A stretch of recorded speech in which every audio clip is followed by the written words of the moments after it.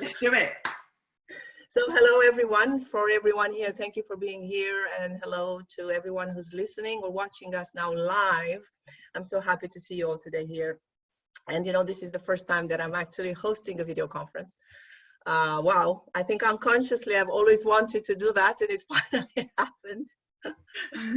Okay, this is actually our third meeting? I think it's the third meeting on this series, NLP Talks. And I'm here with this fantastic group of NLP practitioners. We are 5 for now, but I think we're expecting 2 more. And I'm so grateful that they're ready and willing to share some of their knowledge, some of their skills, some of their expertise. So I'm grateful to all of you. And before going ahead and introducing the speakers here, I would like to say a few words for our viewers about this subject that we're going to discuss today. And very, very briefly about NLP, for those who are not familiar with that. And the subject today is about, guess what? Negative feelings, surprise, right? Negative emotions, negative habits, negative behaviors, patterns generally, and of course, how to change these. And to us as NLP practitioners, this is a very, let's call it interesting, for lack of a worse word. Yeah. It's a very interesting topic, even in ordinary times. And because today we live some extraordinary times, I think the subject of the negativity that we are all experiencing now, internally or externally, is even more important to be looked into and worked with. Now, in regards to the times that we live today, I want to say something which is very, very important to all of us here and to all of us on the planet, I think, is that we all know unconsciously what is going on. And I know you will all agree with me. We all know unconsciously what is happening, why this is happening, and particularly what each of us needs to do now in this particular moment in time to be a better player in this collective reality for the greatest outcome. And the question is, and this is we're going to address today, is how are we going to access this information? There is obviously something to be learned from what's happening at a collective level. But I believe that that can happen only if the individual lesson is learned. And maybe having this type of conversations, such as this ones here, we can enable individuals to participate to this collective process more resourcefully. And the fact that we are watching now this, we are doing this, shows that we are all willing to learn this, right? So let me now introduce the speakers, and then I launch the subject. And of course, I'll start with Danielle for the main reason, because she is the mind and the heart of this. She started this series. Thank you. We love you so much. She's a now coach and a master practitioner, clinical hypnotherapist and life coach. She uses some modalities. Maybe we can learn something about that, maybe not, we'll see. And she's consciously turning people's thoughts and words to the positive. Oh my God, that sounds so great. And secondly, I'd like to mention that Danielle, she's the co-host. She's my guru, my mentor, my coach in this process to help me through this hosting. You're doing an amazing job, Susanna. You're on it. I don't need to help you. Oh no! Please be there. Please be there. Don't let me down. So please tell me a couple of, please, each of you just use a few moments only, basically to describe your area of expertise, your flavor, that gift that we can all benefit from today and in general. Yeah. So I mean, as I said, my whole purpose, I feel, of being on this planet is to try and bring people together and spread some positivity, because what comes out of our mouths, what we think, what we believe is so important, and we are creating, even if we're not in control of the outside world, what we're living in, we are in charge of our inside world and what we will see and what we believe and what we will focus on. So it's up to us to take charge and control of that. And I think it's so powerful that to have the tools and the capabilities at a time like this, to be able to just get hold of that and to make that difference, you know, to help people see that, speak positively, speak clearly. Okay. Yes, so that's clarity of speech. Yeah. Thank you. So let me see, Kate, she's a mind trainer at Brazen Mind trainer. That sounds fantastic. isn't it? She helps people update their subconscious programming so that they can feel better and do better. So Kate, please, a couple of words about yourself. Thank you. Yeah, thanks, Susanna. Hi. Hi. I guess my speciality or my flavor is how we're programmed. So from birth, or even further back than that, our DNA is, we're programmed all the way through our lives to be or do or feel the way we do. And if people don't like what they're doing or how they feel about something, then that can be changed. And I just love the fact that NLP helps us do that. And I use NLP, hypnotherapy, authentic relating, and other things, all very much mind-body, because the mind is not just the brain, it's the body, it's everything, it's our whole everything. And so I'm programming not just our minds, but our whole cells, you know, the best cells of our body, to just for us to feel better, do better, and be better out in the world, because I believe that then by doing that, we just spread that everywhere and everyone benefits, not just us. And so it's a way of making the world a better place for everyone, by getting okay within yourself, being okay with you as you are, and just spreading that love out to everyone. Yeah, thank you so much, Kate. All right, I'm using the list that I've made here myself from the information you gave me yesterday and today. So I see that Benjamin Morton joined us as well. Can you hear us? Hello, yeah, I've got you. Hello, we can see a lovely picture.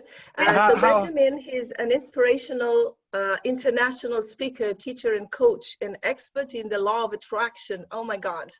So we so much need you in this conversation today. If you want to take a few moments to tell us a little bit more about your personal flavor, about what you can bring to us today in this conversation. Thank you. Yeah, can I just say, we can't see you, just so you know, just can you turn your camera on if you can, just if possible. If not, it doesn't matter. Danielle, we're trying that. I was on my computer and then I've gone to my phone, so please bear with me. That's fine. No, that's fine. Okay. It's saying start video and it's not clicking onto the actual video footage, so apologies. That's all right. Let me just see if I can try something here. Maybe we can go to Anna and then come back to Benjamin. Should we do Yeah. Okay. Yeah. All right. Good idea. All right. Sorry about that, Benjamin. It's okay. Anna. Hello, can you hear me? Yes, we do. Hello, lovely. So Anna, she's an NLP master practitioner. Of course, please, guys, correct me if I'm wrong. I meet you all like now. So she's using a combination of NLP, mindfulness, meditation, and hypnosis. And her specialty is helping people to reduce stress and anxiety. Oh, we need you so much today, Anna. So please tell us a few words about what you do and what's your particular touch in the NLP world. Yeah, so I combine NLP with techniques from meditation and mindfulness and some hypnosis as well. And as Danielle kind of said earlier, you know, it's just fascinating to understand how the way we think, the way we communicate, both verbally and non-verbally, and then our patterns and programs of behaviors are all interlinked. And you can just change any one of those things and everything else changes. And I think, you know, everything that's happening at the minute, for people to kind of learn those tools and techniques can really, really help. Especially, there seems to be a lot of people that are saying they're experiencing this feeling of anxiety and stress. So hopefully we can use all of those things to help people out. Thank you. Thank you. So is Maria Len there? Because she tried to join us earlier. Maria's not here at the moment. So if she joins in later, that's fine. All right. Maybe we go to Benjamin. Oh, Maria, are you there? No. We'll go to Benjamin, and even though your face isn't showing, we can see a lovely picture of you. So we can still hear your voice, and your wisdom is through your voice. So let's go for it. We're all ears. Well, I am doing my best to get this on, so here we go. So yeah, I've been in personal development, if you like, for the last decade heavily. I was fortunate enough to go and spend, I think it was 9 days with Terry Alston, for those who know him. And that was part of my journey, really, and which has consisted in about $100 grand and a few nights of sleeping in the spare room, because my wife didn't agree with it, of being trained by the world's leading authorities in personal development, like Jack Canfield, Bob Proctor, and people like that. I've spent personal time with them trying to figure out the gap between what we teach now, obviously, is a profound teachings on the law of attraction, and those big manifestations. And we've combined it all with systems, processes, frameworks that we currently teach and roll out to, can't be everywhere, but a select few. We've used these processes ourselves and combined some NLP techniques in there when needed, to obviously teach others, you know, the way that we know works for those who subscribe to it.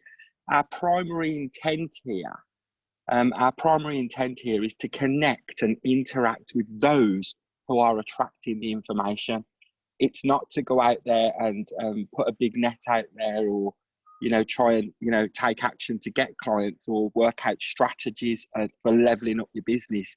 It's only to connect with those who are attracting the information that we teach. It's interesting, just quickly, I've just come off the phone to yeah, briefly, please, because we want to get into the subject. But what would be more interesting for us to learn from you now would be what's your flavor? What's that particular skill that you can bring to us here in this particular conversation, and in general in the work that you do? Well, the work, what we're doing at the moment, if I had to define it, would be a vibrational alignment. That's bringing you back to well-being. Mm-hmm. It's bringing you back to a knowing of well-being and your immense value, and that's primarily what we're doing now. Perfect. Right. All right. So has everybody had the chance to introduce themselves? I'm sorry if I don't see everybody there. I guess. I think all right. Simon was trying to join us, but he's finding trouble getting the link. But this is an ongoing process, and I'm running the technical side, everyone, just so you know, and I'm a newbie, so I'm finding it challenging myself, but we're going there. We're going. I would like everybody else to mute themselves when they don't have the mic, please. So like this, we keep a good quality for the sound. So just 1 more minute before I let you speak. As NLP practitioners, in our coaching sessions, we're helping people reach resources, right, that they never thought that they had, in order to help them grow with the experiences they're facing, right? So all the NLP experts would agree that for each negative behavior, since we talk about negative behaviors here, there is a positive intention, right? And that at an individual level, the unconscious mind always needs to get the learning from the challenging experiences in order to get new strategies. So basically, we're doing something negative, but there's always a positive intention to that. So my approach to negativity is not that the negativity is all bad, but hi, Simon. Let me finish my little sentence and then I'll introduce you as well. So basically, the whole idea is to get to access these resources within ourselves in order to find new strategies and to find the right reason for that. As long as that negative behavior or the negative pattern unconsciously feels that it has a purpose or that has some positive or protective role, it is very hard to change. So my input into this subject, and I would like to launch it to you for discussion, is how do we actually change these negative habits? Is simply replacing negative thinking with positive thinking enough? Because many people may think that way. And we all know how challenging it is to change the negative patterns with our clients. That changing a negative pattern is requiring a little bit more than that. So what do you think that enables people to shift from one belief to another? What makes possible that shift? And let me hear your opinions. So I would like, before asking who wants to start, I would like to say hi to Simon. Simon, I haven't had any information about you. So probably I assume I have this presupposition that you are an NLP practitioner. So please introduce yourself and tell us very briefly what you do and what's your flavor. Like, what's your particular skill that you would bring to us in this conversation today? Thank yes, you. well, I wish I knew. I'm a practitioner, master practitioner and trainer of NLP, timeline therapy and hypnosis. And I've been doing this for something like 25 years, but only really concentrating on it fully for about 5 or 6. My main professional area of interest is in hospitality, So for the last 5 or 6 years, I've been working specifically in this area, mostly in the US, but also in other parts of the world. Not so much in the UK, strangely enough, although I'm British born and bred and confined to quarters here in Hertfordshire. So what I've been doing in hospitality is working on human performance. Okay. You know, getting enabling businesses to get better results from the people they've already got. You know, in hospitality, it's all about what they call turnover, which is people come in, you train them, you spend a lot of money on recruiting them, and then a few months later they move on because, for whatever reason, they haven't enjoyed themselves, or maybe they've got different career aspirations. And so the cost for businesses in doing that has been absolutely enormous. Yeah, Or for sure. at least if it's what we want to talk more about, what you love doing. What's your particular expertise in NLP beyond the business, like you values. personally? Values. Okay. Because that's the motivation that will lead to the change Absolutely. in beliefs, behaviors, Yes. and everything else. Yeah, absolutely. Thank you so much for joining. We're so happy and grateful to have you here today.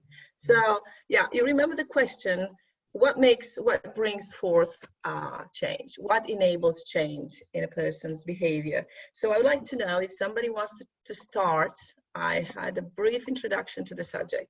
Who wants to start addressing this very important question for all of us today? I don't mind. The way that I see it, I'll do it very succinctly, is repetition and acting as if, because what we believe we can achieve, maybe not in the outside world where we don't have control, but on the inside world where we do. So if we can notice these little behaviors, the negative patterns that we're doing, and try and replace it, switch it up with something that is positive, that's going to enable positivity into your life. If you can start taking note of what's going on and switching it up mindfully, then acting as if, and the more positive you throw out there, the more we're going to feel that. So that's what I would like to say on that little subject, and I'm going to pass that through to someone. No, we can take a couple of minutes more. And how precisely, because I'm curious about that. You mentioned some modalities. How precisely would you do that? Give us an example. Well, the world of words that we live in, for a start, the world of words that we live in is, it's taking note of every time we feel, wherever it may be in our body, what are we feeling? Where are we feeling it? And changing that feeling by consciously breathing into it and changing it, and looking at the reasons why we're feeling these feelings, trying to fix that root cause. And growing from there. And by fixing the root cause, I mean, that's a bit more intense, because that's what we are all here for, to be able to help you, take you back on the timelines and to fix underlying root causes of problems. But in the current world, here and now, just noticing where we're feeling it and switching that feeling to something that is completely different, changing our focus, changing what we're doing, looking outside the box, you know? And just switching it up, repetition, acting as if. Acting as if. That's fantastic. Thank you. Anybody who wants to comment on that or add to that? Yeah, I don't mind. Yes, go ahead, Anna. Sure. So I think one of the things we talk about when we do training is reframing. So we refer to it as reframing in NLP. And for me personally, it's been one of the biggest changes in my life. And it gives you so much resilience. So this is when we're talking about, you know, if your reaction to something like, oh, you know, my TV broke, and your first reaction is, you know, damn it, I can't watch that program tonight. If you kind of notice how often you're having those negative reactions to things, and instead try and look at it from an alternative perspective. So how else could I actually look at this? Okay, what a great opportunity for me to read some books. Now, this isn't about being that really annoying glass half full person all the time. It's essentially about a way of reprogramming your mind. So the more and more you do it, as Daniel says, with repetition, you're creating a new program and a new way of thinking. And the reason you do that is because it's so good for you mentally as well as physically. And then it becomes autopilot, and it really increases your ability to be resilient. I think it's been really interesting to see how many people have done that with the current situation. So they're looking at like lockdown, for example. And I've heard lots of people say, yeah, but it's having a really positive impact on the planet. Actually, I'm getting to spend more time with my kids. And it's by doing that more and more often and creating that autopilot, you become more resilient and you feel more in control. So like Danielle says, it is about that repetition, and that's had a huge impact on my life. At first, it might seem a bit hard, but the more you do it over time, I've been kind of doing it for the last 5 or 6 years now, I can say it's probably the single biggest thing that's given me that resilience.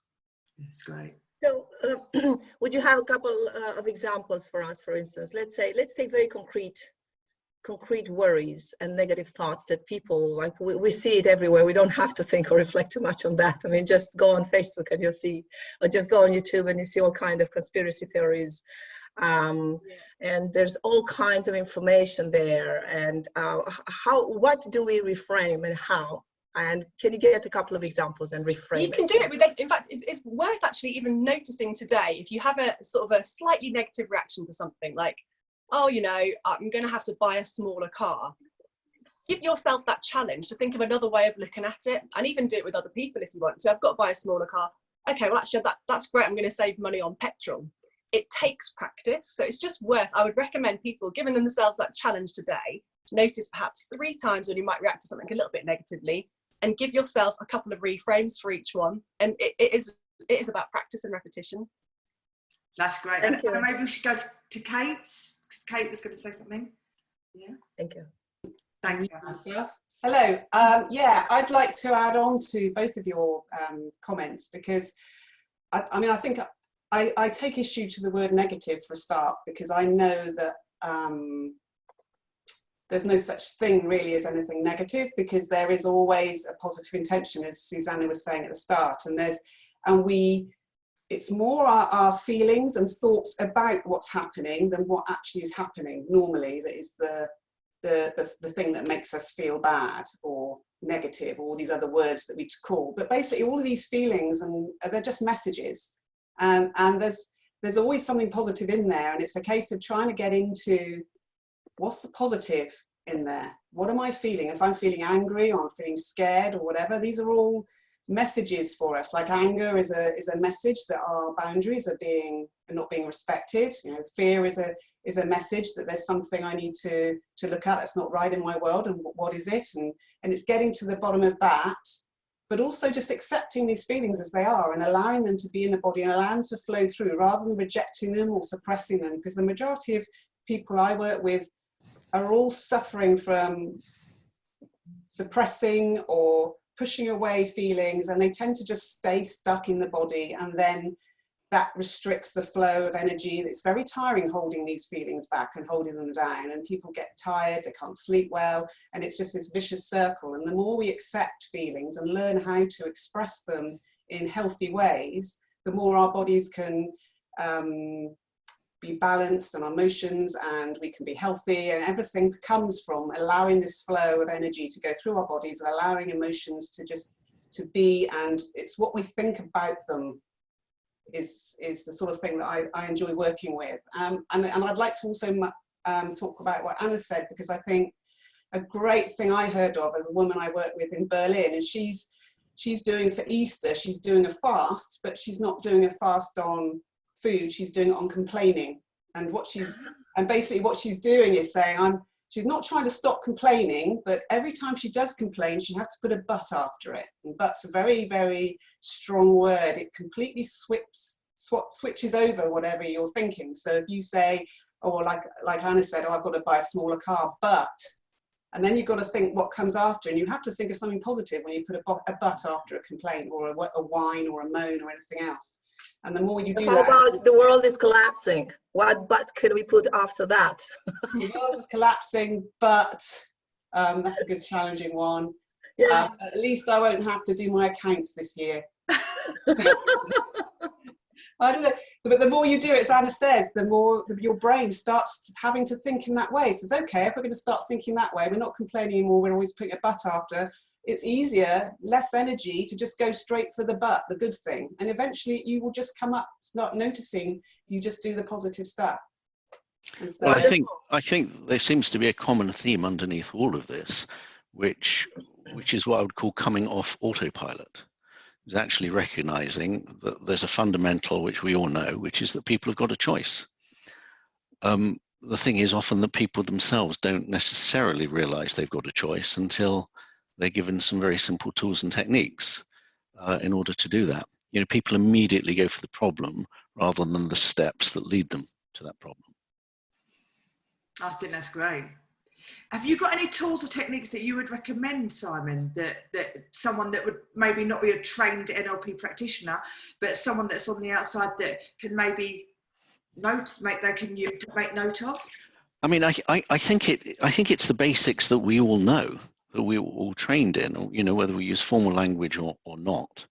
You know, often, I think I said this to you the other day, often I tend to find that people say to me, yeah, I wish I'd known this earlier. You know, why did nobody tell me this? And it's just about, no, you don't automatically have to go to that default setting of whatever it is that you're thinking, behaving, feeling, or whatever it is as an automatic reflex. There's always an alternative. You just haven't necessarily been thinking of it, and therefore you've been automatically finding yourself in the same result, same pattern, same process as before. There's always alternatives. Now you may not want to take them, but again, isn't that a choice? So I think it's just about unpacking that and showing people that there are alternatives, even if it's a simple reframe piece of language. Yeah, yeah. But where change becomes permanent is when you can get right underneath those default settings. And that may be aware. Sorry. No, I was going to say that means maybe having to deal with past problems that have occurred in the lifetime and where those were rooted, you know, but that's something that can be done, and everything's possible. Everything's possible. Yes, and of course, I think from my perspective, you know, it very much depends on how big the problem is. You know, if it's a little irritating thing, well, you know, it might just be a very simple conversation that might involve a reframe, that might open up some ideas. But equally, you know, we could be, and probably all of us have worked with people who've had some major life issues that are rooted in something from before that needs perhaps attention in and of its own self, which then cascades all the way from then back to now and on into the future. Yeah. Just depends, you know, is it a nail biting habit or is it something more significant? Go on, Susanna. Yeah, well, I wanted to ask Simon about the values, because I think it's an important subject to bring now, and the particular times I think are pushing us to really touch to what really matters. When everything that we know for the time being is kind of not removed, but it's paused. We have to find some reasons to exist, to go on, and some motivation and the values that really matter to us. So can you talk a little bit about that, and how can we use values now in this time for people that are listening, people that are not comfortable, used to NLP techniques? Can you please give us some hints? Yes, values are really interesting. I find them fascinating because we've all got them. We all know what they are, but we don't necessarily pull them out into the light of day to examine them. You know, values are installed in all of us, from our cultures, our societies, our parents, our teachers, and they're the default settings that we all live our lives by. You know, for those of us who are in the UK, we've got a unique British set of values that are probably quite different from those that have been installed in other cultures, but it's unique to families too. What's really interesting is that values are so tightly held inside us that actually nations go to war over differences in values. Absolutely. They're that powerful. But of course, at the warmer and fuzzier end of the spectrum, you know, businesses have got values too. They just happen to call them brands. And the identity for one business is different from an identity from another business around the brand values, but they are indeed values. They're the, if you will, the rules that we will choose to live our lives by. And at different points in our lives, we may have different values, you know, old-fashioned values, the youth of today, things like this. I remember speaking to my brother recently about, why have my parents got such a bad diet? You know, they always eat the most unhealthy things because they're a certain age, certain generation. And my brother said something really interesting to me, which I hadn't actually appreciated until he said it. He said, you know, when my parents were growing up during the war years, there was no food. It was rationed. Any food was healthy food. And of course, that's how they've lived their lives. So their version of a healthy diet is very different from my kids' versions of a healthy diet. But the point is that that then becomes the default setting. Whatever values are, that's the default setting that we all choose to live our lives by. We just don't realize that it's a choice because we're doing it automatically all day, every day. So if we value exercise, or if we value health, or we value Netflix, or whatever it might be, that's what we turn to as part of our but that's not the real, default. like the values. I'm talking more about what really motivates you in life beyond, you know, just wanting to buy a bigger TV and having a better job. I'm talking about these values that we could access now that will give us a better motivation to find resources and to access resources and to be more creative. How would you do it? What would you suggest to someone listening now to do? Well, I think it's are you talking about in order to make changes to their circumstances, their lives, their attitude? That we're living now, yeah. Yeah. Well, of course, you have to ask whether there's a problem. You know, how are people experiencing right now? There'll be some people for whom, okay, so they're on lockdown, but they work from home anyway. They don't go out much. They're not really impacted by the current situation. And of course, there'll be others for whom they're extremely impacted. So of course, we have to be selective and understand whether there's a problem. And I think it's always going to be a tailor-made solution for everybody, depending on what individual circumstances are.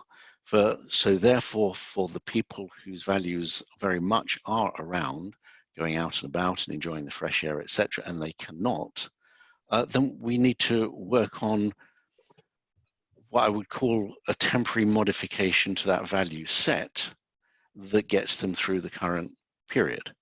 And that's going to be normal values work, whether it's reframing or the submodalities around their values, or maybe the order and sequence of how the values appear, or even just an agreement, either consciously or unconsciously, to put that particular value on hold temporarily so that they can do something else instead in the meantime. Yeah, I don't think there's going to be a one-size-fits-all solution. No, absolutely. But just like a hint, because imagine people that are listening or watching this now might have no idea what values are in terms of NLP, this NLP beautiful science that we're practicing. So just something that they would understand right away, like a little suggestion, a little trick that. Well, the key to values, the key to all values, whatever they are in any circumstance, is there's something that you experience on the inside. So if we're talking about the value of, I don't know, health and fitness, people need to experience how they manifest health and fitness on the inside. What are the submodalities that they have for those things? They see pictures, they hear sounds, etc., etc. Whatever it is that they use on the inside to really know what that value is, that's how they experience it. Okay, thank you. That's how a value gets brought to life. Okay, it reminds me on how we were doing when I took the classes with Terry and my master practitioner class, and the way we were accessing what really matters is through the question why, but always directed towards that which we want rather than the negative. So for instance, if I would like to get, let's assume that everybody here and listening and everybody on the planet wants that things happen to the best possible, and that there is a positive outcome of that, and that we want to come out of this healthy and safe. And then we would ask why is that important to you? And then probably the answer will be because, you know, I want for my children to be happy and healthy. And I'd say, okay, why would that be why is that important to you, and so on and so forth. So if I remember correctly, one of the ways to reach those values is on asking yourself why. Why is it important that we're going through this together? Why we want the planet to get better? Why is it that we want to become better human beings? And eventually, by asking this why question, we arrive at something that we can't even express. Sometimes it's just a flavor. Sometimes it's just a complete void.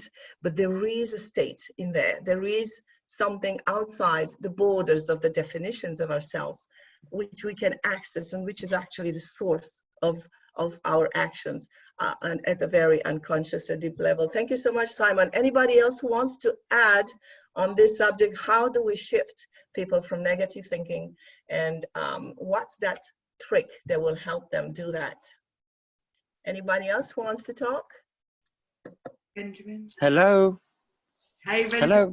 Hey, darling. Hi. Can you see me now? Yes, yes. That's good. It's on. Yeah. So Oh, we obviously, see you now. Fantastic. Hi, Benjamin. hey, nice to see you all.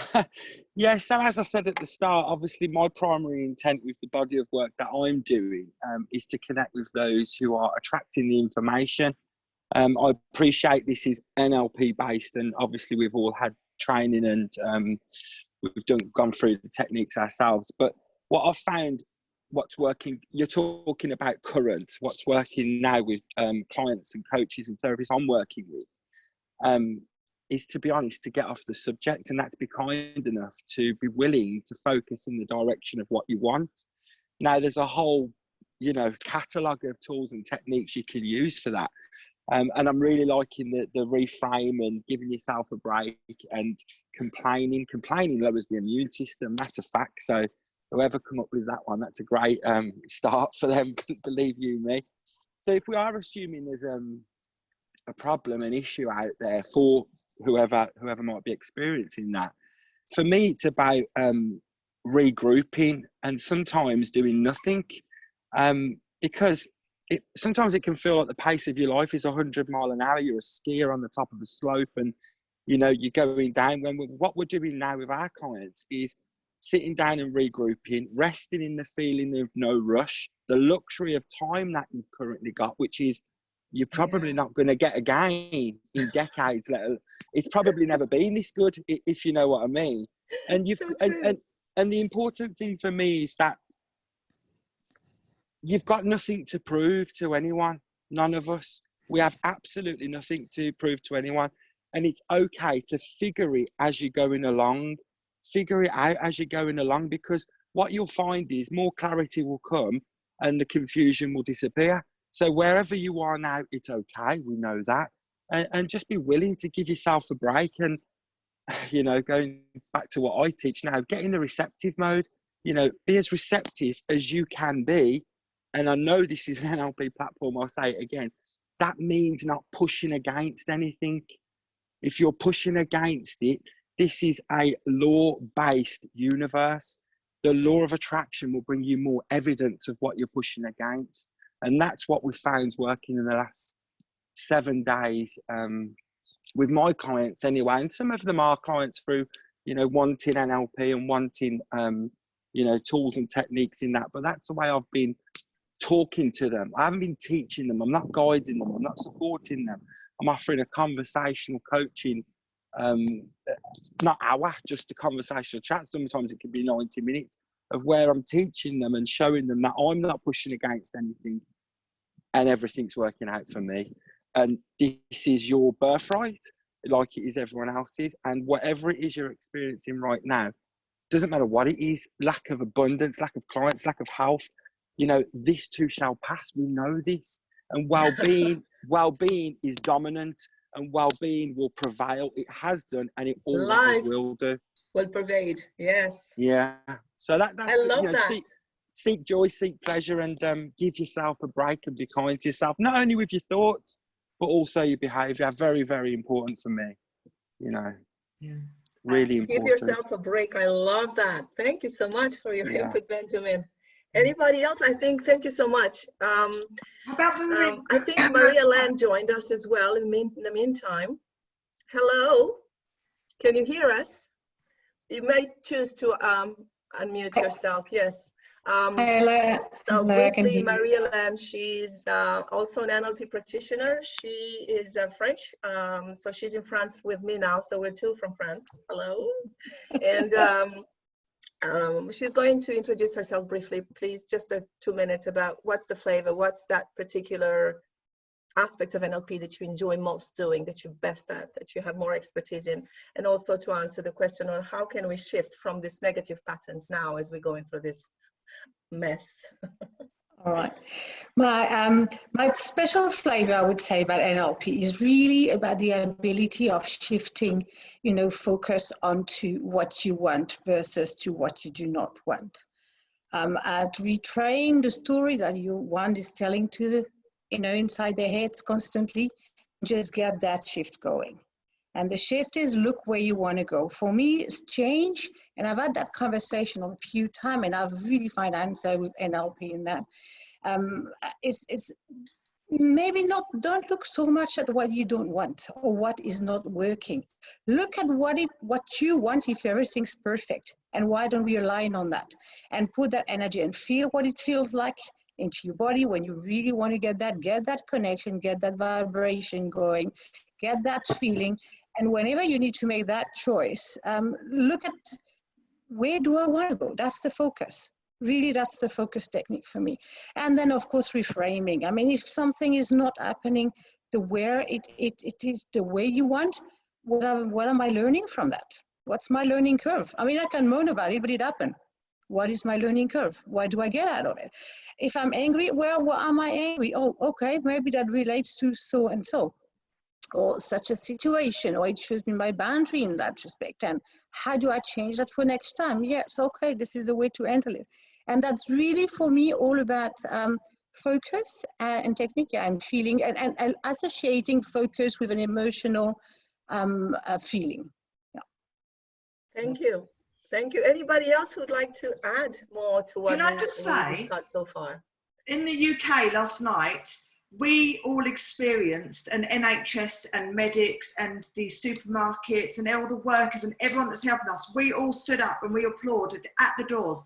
And the energy that was created was incredible. And at that time, at that moment, in the present, everyone was connected. And that is a magic, magic moment. And we are capable as a whole humanity of creating that magic at any point when we decide to. So to me, that was so special, and it made everybody switch that moment at that time. Everyone switched the same thing. So if we can do that, then we can expand that. We can expand that. And we are writing our own books. We're writing our own stories and writing new chapters, and we can create every single story that we need to in our chapter and help spread it out. Danielle, just quickly, just on that subject, what you're saying there. Yeah. I was asked in LA some months back what the magic formula is, and you've just hit the nail on the head. Appreciation is the magic formula. Yeah. When you look at someone with love and appreciation, you know that feeling. That's source energy. And when you look at somebody with disappointment and doubt, that's not source energy. That's the difference between the two. And we're all in it together, whether somebody's 30 years experienced or 1 day experience. We're all in it together on our journey. And those indicators is how you feel when we did it here, standing on our doorstep, and we could hear it all around the area. And I was standing there thinking, see, this is more signs that well-being will always prevail, because now collectively as a nation here, we've all just been reminded of our well-being and worthiness. How? In a form of appreciation. It was unique and amazing. Unique and amazing. And if you zoom out on a bigger level as well, the universe, the world is healing. The world is applauding. The world is doing this. It's doing it itself. So we just keep zooming out. Whatever's happening right now is temporary and it will pass. And thank God for everybody that is helping, everyone that's doing everything, because that is what it's all about, togetherness. But on a bigger level, it's creating what this planet needs to survive and to thrive, basically. Energy. A planetary rebooting and a restructuring of ideas and thoughts. Yeah. And my own wife said to me today, how can you say that? And I went, because that's how I feel. That's how it is. It's like a planetary rebooting. It was as if, and we're talking obviously from the body of work I teach now, that you've been asking and firing these rockets off and all these things for an improvement in your situation. Watch what happens now. We're seeing it. I get that people are struggling with stress, anxiety, and the overwhelmment, if you like, and that's why you great guys are about doing what you're doing. And if I can share any of this with people I know, great, if you can help them. But there is a planetary rebooting, and all is well. And you're going to see that. We believe it, and we see it, and we feel it, which is really important. Dynamic. We're living in a dynamic environment, and for me, that will always be changing. Furthermore to that, we are living in the fastest moving energy that's ever been. The fastest moving energy. It just depends. It just depends what frequency you're on. You'll either, if you're tuning in your radio dial to worry, doubt, fear, and worry, or you're tuning into this place of allowing, as I call it, and being in the receptive mode, then believe you me, you're a lot closer to what you've been asking for than you think. So Benjamin, how do we tune in? Caring about how you feel. Tell our viewers, how do we tune in to different frequencies? Give us a hint here. Help us. So you bring us there. Can you bring us there now, please? All of us. There's lots of tools and techniques out there. Obviously, NLP, EFT, all these things which are wonderful. For me personally, it's 20 minutes meditation of the morning, and it has to be in the morning because meditation obviously quietens the mind, and we're on about like non-resistant thoughts. So that's the best time. And it's okay if you don't get any inspired thoughts after it or during it. Just take your time, be kind to yourself. Having a 20-minute read, there's just a bit of time for you to get somewhere and have that little bit of time. Having some exercise, really important. And a very important distinction that I want to share here with your viewers is that we want people to understand, especially in the body of work that I do, and it will help people mold their life or business or whatever it is into the way they want it. And that is, it's a mental process, not an action process. It's about aligning your thoughts. It's not about taking action in order to achieve results in the body of work that I teach. So just be kind to yourself, give yourself a break, like I said, and rest in the knowing that, and rest in the knowing now that there is no rush and we've got a luxury of time. So, get off the subjects that are causing you pain, and you'll find ways of doing that, everywhere now. There's so much help out there. It's so lovely to see, and go with the feeling. If something resonates with you, that's guidance, that's internal guidance system. So if something's resonating with you, in the terminology I'll use, the law of attraction will bring together the people who benefit from being together. So go with that feeling. I spent years not going with that feeling until I figured it out. So I'll just let my feelings guide me now. It's quite incredible, to be honest. Thank you, Benjamin. Benjamin, can I say something? Yes. Other tips that I found have worked really well for people who are really sort of stressed or anxious in the moment. Then the key things to do are things like move your body, put your body in a different state, because that you can't feel the same if your body is moving and doing something different. So just move, stand up if you're sitting down, or sit down if you're standing up. Do something different with your body. That's one thing you can do. Put your arms up. It's fresh. Yes. Yeah. Anything that can open or do that. And the other thing is grounding yourself. Now, just if you can get outside and just touch the earth, touch the ground with your bare skin, like with your bare feet or hands, and just a bit of gardening, if you can do that. Anything that gets you in touch with the earth really helps ground yourself. You feel more centered, you feel more balanced emotionally. All that negative energy, if you want to call it negative, which I don't like the word, but anyway, the energy flows better when you do that. So just grounding yourself will help. Another really good tip is if you're feeling a bit low or a bit sad or a bit depressed, then wearing light colours, wearing white. Something, if you wear dark colours, it actually brings you down. And if you notice, when you wear different colours, wear lighter colours, you actually feel a lot brighter in your mood, and it just really works. So that's another really good tip, just wear something white. And that came to me from a guy who did, I can't remember his name, he did the year of living biblically, where he just spent a whole year, he was a comedian, he spent a whole year just living according to the Bible. And one thing he did was wearing white robes all the time, but that was the one thing he, after finishing his year, he kept wearing white because he found it just lifted his spirits all the time. So another really good thing. And another plea for everyone, please don't watch the news. It's really, really depressing. The words they're using, I mean, talk about programming your brain, you know, the words that the journalists are using are just so negative, and they just bring you down. So just avoid it as much as you can, and just try and find a more positive way of getting what you need to know about what's happening in the world. And we don't really need to know much at the moment. Just stay safe and look after yourself. And also this clapping and clapping everyone else, well, also do it for yourself too. Just thank your body for getting you here. We're all survivors genetically of the Spanish flu that killed millions 100 years ago. We're all genetically already survived that. We're strong, and our bodies are strong, and just trust your body to get you through this, and give it what it needs, and listen to it and give it what it needs to help you. And thank yourself and forgive yourself if you're feeling a bit down. Forgive yourself for that. It's okay, it's normal. We're all messy and human, so just allow it to just give yourself a break, like Benjamin. Absolutely, yeah. What are your ideas and suggestions, Susanna? About this? Susanna. Yeah, well, because I'm also an Ayurveda practitioner, I also have this Vedic inner representation of the world. So I'm more when it comes to negative and positive, I'm actually thinking that the best way to go is not to search for becoming positive, nor to avoid the negative, but going into the truth and the clarity. And there is a term in the Sanskrit language which is called viveka, which means discernment. And I think in times like this, it's a bit like what Benjamin was saying in terms of being connected and on a certain frequency.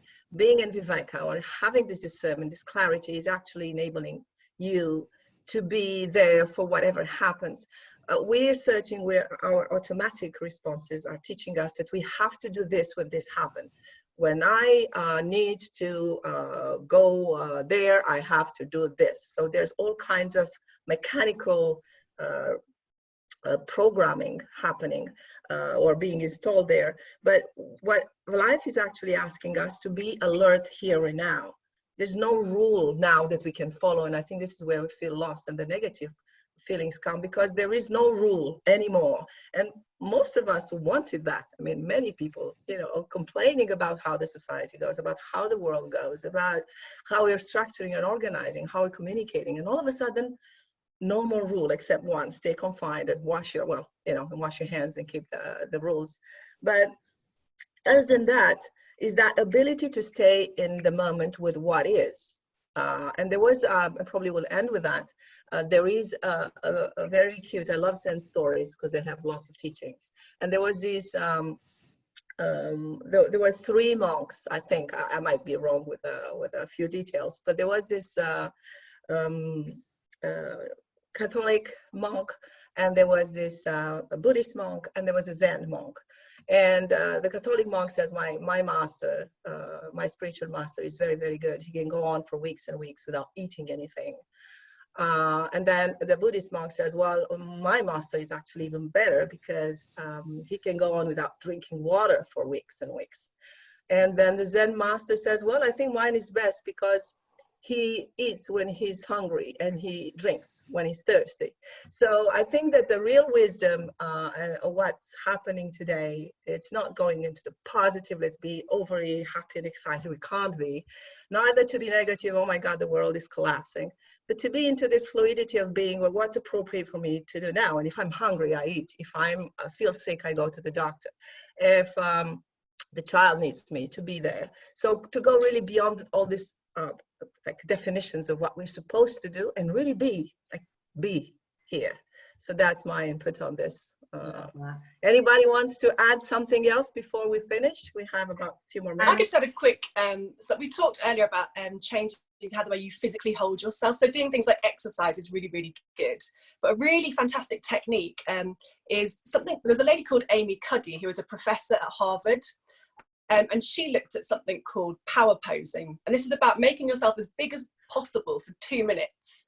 And the reason for doing that is because when you physically make your body big for 2 minutes, it increases your levels of testosterone, and that's for men and women. And increasing your testosterone gives you lots of feelings of confidence. At the same time, it also decreases your levels of cortisol, which is your stress hormone.